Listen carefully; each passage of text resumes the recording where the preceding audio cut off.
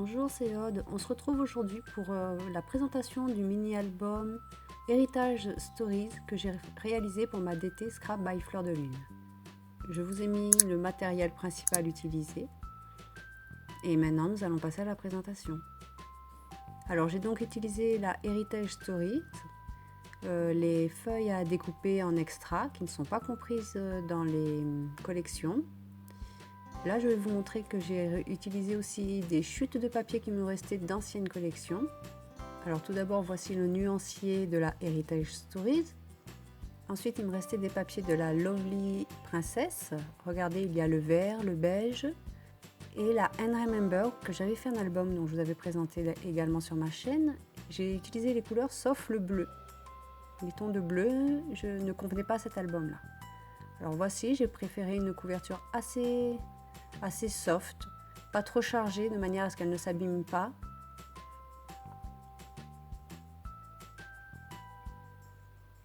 L'album mesure environ 17 par 24 cm et il a une tranche de 5 cm. Alors quand on l'ouvre, il y a d'abord une pochette sur le côté. Ensuite, je réalise des rabats. Et tous ces rabats sont aimantés, de manière à ne plus bouger. Dans cet album, il y a 4 pages. Chaque page est une pochette, dans laquelle il y a une intercalaire. Cet album a été réalisé avec des enveloppes craft. Je vous mettrai l'image des enveloppes utilisées. Il y en a 6 au total, 4 pour les pages et 2 coupées en 2 à chaque fois pour faire les rabats. Des rabats à pochette. Alors cet album peut contenir beaucoup de photos. Là par exemple, sous la photo, il y a une petite cage pour y glisser du journaling.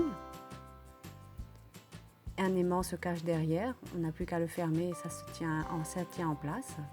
Alors là, j'ai réalisé un grand rabat dans un cardstock en craft dans lequel j'ai coupé Love. Là, c'est une petite pochette pour y glisser des tags, des journalings, des photos supplémentaires qui est tenue et pareil par un aimant. Là, une pochette. Sur cette grande page qui est très décorée, on peut y mettre soit une grande photo ou 2 petites. Et là, derrière la photo, on peut y glisser du journaling et des tags par exemple, ou d'autres photos. C'est au choix.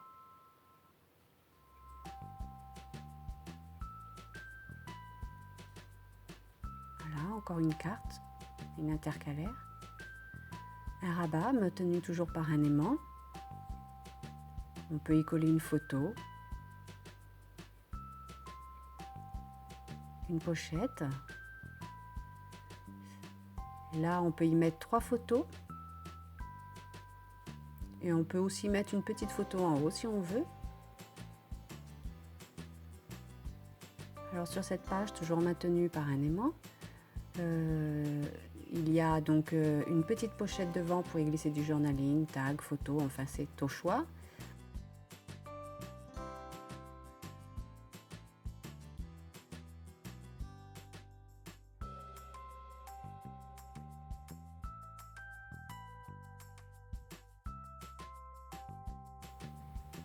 Alors cette page est assez chargée.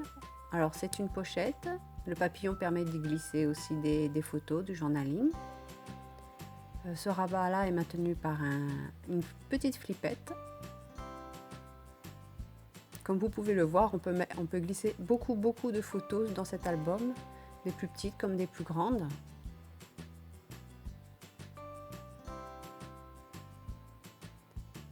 Pour cette page-là, j'ai opté pour une ficelle,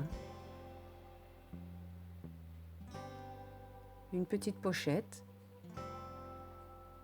Alors, ceci, c'est une enveloppe, une demi-enveloppe, mais je l'ai surélevée par un double pli, parce qu'il y a beaucoup de choses dessous. Alors, encore un petit rabat. Alors là, j'ai glissé une double carte dedans, pour y glisser encore plus de photos.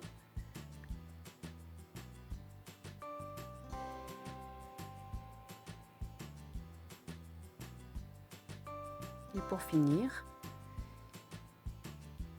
une page très simple, toujours le rabat avec des demi-enveloppes. et c'est aussi une pochette. Sur le dos de couverture, j'ai opté pour une grande pochette pour y glisser tout ce qui nous reste en photo, en journaling, en petites anecdotes. Alors c'est un album avec une couverture en tissu. La fermeture se fait grâce à un bouton aimanté avec une sangle en simili-cuir cousu. Et voilà, cet album est terminé. J'espère qu'il vous a plu. Si jamais vous le souhaitez, je pourrais vous faire un petit tuto rapide juste de la structure avec les enveloppes. Car le reste ressemble beaucoup, c'est une couverture comme la vintage bisou que je vous ai présentée dernièrement en tuto. Je vous remercie d'avoir regardé la vidéo. À très bientôt. Bye!